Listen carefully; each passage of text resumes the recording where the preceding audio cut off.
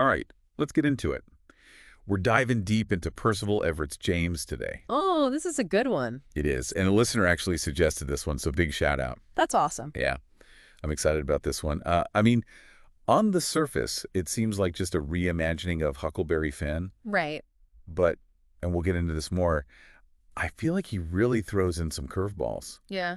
especially when we're talking about, race and identity and freedom. Yeah. Yeah. And what those even mean. Yeah. Like, what does freedom actually look like? Especially in this context. Yeah. So Everett lays it out in 3 parts, Mm-hmm. and we'll follow that. We've got escape and survival, confronting injustice, Okay. and then pursuit of freedom. Ooh, that's great. So it sounds like we're going on a journey with Jim. We We're are. going on a journey with Jim. Absolutely. And we start off, right, in part 1 with Jim, who's enslaved in Hannibal, Missouri. Okay? And he learns that he's going to be sold away from his family. Oh, wow. And he decides to escape. Like that's his decision to run. Yeah, he's got to weigh it out, right? Like stay Yeah. and risk being separated from his family forever, That's a tough choice. or Yeah. escape and hope that they're going to be okay. You almost have to choose between like 2 terrible options, I feel like. Yeah, exactly. Yeah, I mean, talk about impossible choices. Yeah, and it really gets to the heart of what Everett's trying to explore here, right? Yeah. Like, Yeah. what does it mean to be put in a position like that? And how does someone, in that situation, how do they navigate it? And it's also like a question for us, Yeah. Us as readers. as readers, like, what would we do in that situation? How far would we go to protect our loved ones? So he's on the run. He meets Huck Finn, who is also on the run, from what I remember, right? Yeah. And they're like, hey, let's go down the Mississippi, which sounds pretty dangerous. Yeah. But then to top it all off, they meet up with the Duke and the King, Ah, yes, the classic con men duo. those guys. But that seems almost like, A little nod to Twain. yeah, like a little throwback to, Yeah. to Mark Twain. But I feel like they also have a pretty serious role, too. Oh, yeah, absolutely. They embody those dangers that Jim and Huck face, right? Oh, Like, the world does not value them, right. and these 2 guys are just taking advantage of that. Yeah. And they represent kind of like the way that society's, I don't know, rigged against them, I guess. Exactly. And the Duke and the King even try and sell Jim, Right. right? Oh, yeah. Forgot about that. So, like, poor Jim. Yeah. He just can't catch a break. No. So then that separation. It's constant betrayal from... Right. When we think they're like becoming partners Yeah. and they're finally kind of getting along. Yeah, And then they get separated. So sad. it is. But it really sets up part 2, Yeah. where things ramp up even more. Before we get there, something you mentioned earlier, how is Everett's portrayal of Huck and Jim different than in Twain's book? Well, let's just say that Everett kind of flips their relationship on its head. What does that even mean? Well, you'll have to wait and see, but it's going to make you rethink everything you thought you understood about them. Okay, now I really want to get to part 2. I know. But I guess we got to wait. We do. All right. Well, in part 2, Jim ends up in a minstrel show. Oh, yeah. And not just any minstrel show. This one's led by Daniel Decatur Emmett. The actual historical figure. That's wild. Right. It is a bold choice by Everett, right? Because he's putting Jim in this setting. It forces us to really think about minstrelsy Yeah. and how horrific it actually was. And it's not just entertainment. It's not, no. Yeah. It's built on racist caricatures. Right. And the dehumanization of Black people. Yeah, it's a part of history that I feel like a lot of people kind of want to forget. But Everett's not letting us off the hook. No, he's not. He wants us to see it. He does. Like he wants us to see how it was ingrained in society. Exactly. So, and it's in this setting that he meets Norman. Right. Who, and correct me if I'm wrong, Norman is a former enslaved person who can pass as white. Is that right? Yes. And together, Okay. they come up with this plan to buy back their families. Oh, so they're using the very system that oppresses them to try and free themselves. They are. That's amazing. At a desperate plan, right? Yeah, it's got to be. Born out of desperation. Yeah. But they know that the odds are stacked against them. Right. And tragically, the first attempt Yeah. to free someone ends horribly. So they fail. They do. Oh, man. It's really a stark reminder of how dangerous this fight for freedom is. Right. It can cost you everything. So, and then we've got a steamboat full of people fleeing the South because the Civil War is about to erupt. Right. The nation's on the brink of collapse. Right.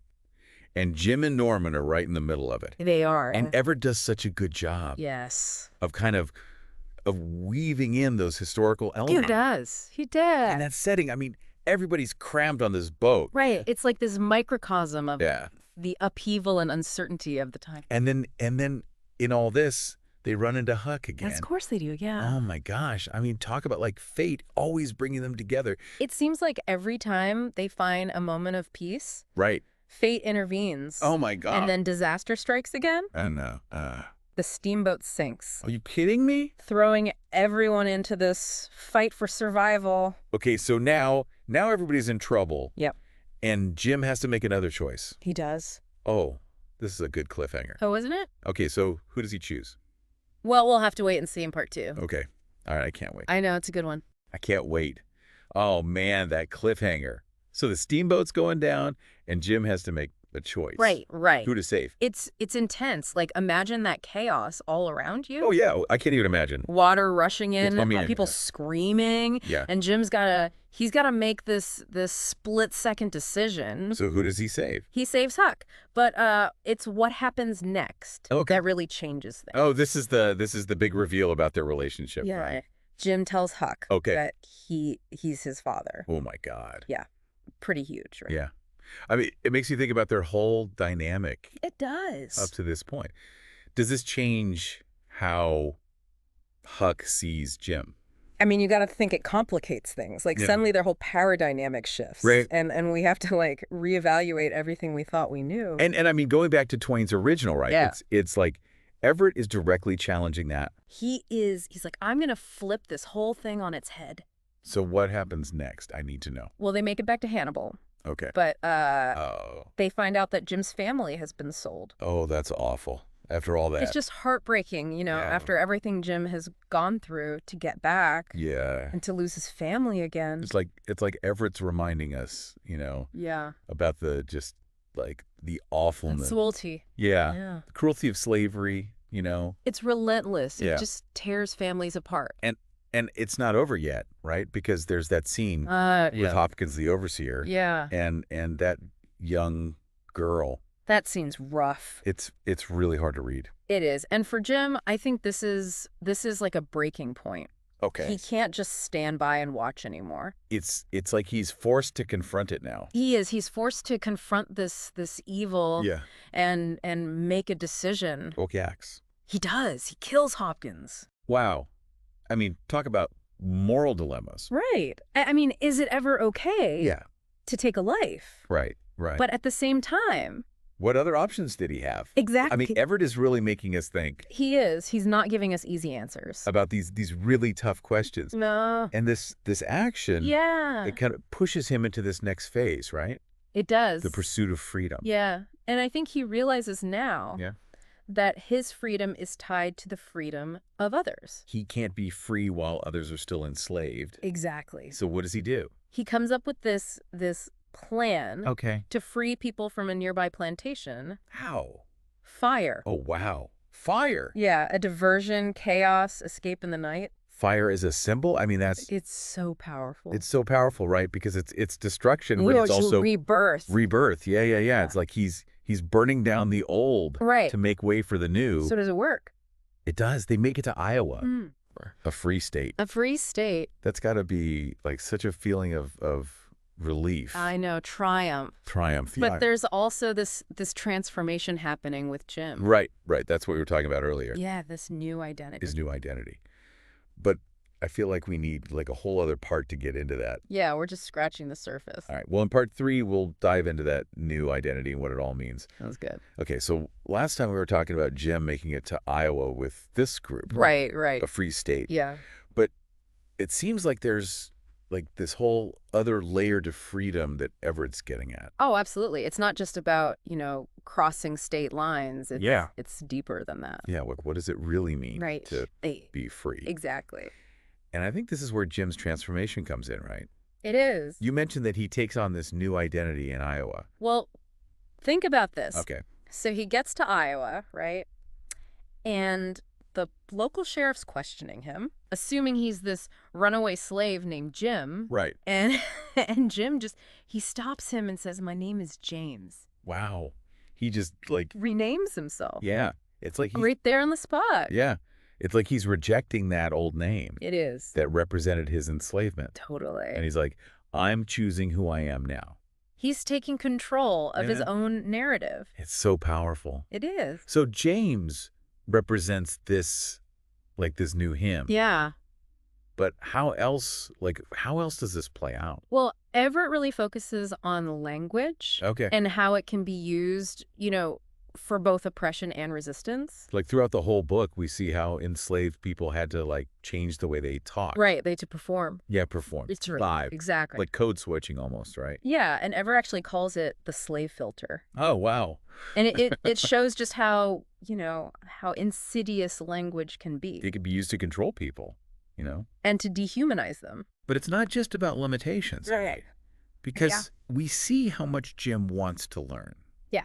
Like he's teaching himself to read and write. He's striving for something more He wants more than just physical freedom. Yeah, like it's almost like he knows that to be truly free, Yeah. you have to have like intellectual freedom He does. and spiritual freedom, Gets it.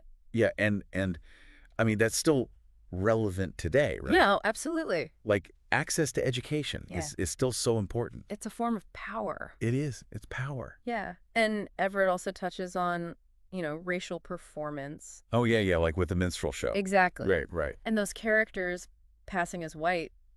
Like he's really showing us Yeah. how race is often a construct. It's a performance. Yeah. Not this, fixed reality. So what do we take away from all of this? Well, I think it's a reminder that the fight for freedom isn't over. Right. It didn't end with slavery. It's still going on. It is. Yeah, and we see that like all around us, I feel like. We do. And it's like a call to action almost to keep fighting. To challenge these systems. Right, and to realize our own biases. Blind spots, Yeah. But I also think there's hope, right? Oh, absolutely. Because Jim never gives up. He never gives up. Keeps fighting. He keeps striving. And he finds freedom. He does. It's such a powerful story. It is. It really makes you think. It does. So, listeners, if you haven't already, I highly recommend checking out James. It's a book that will stay with you.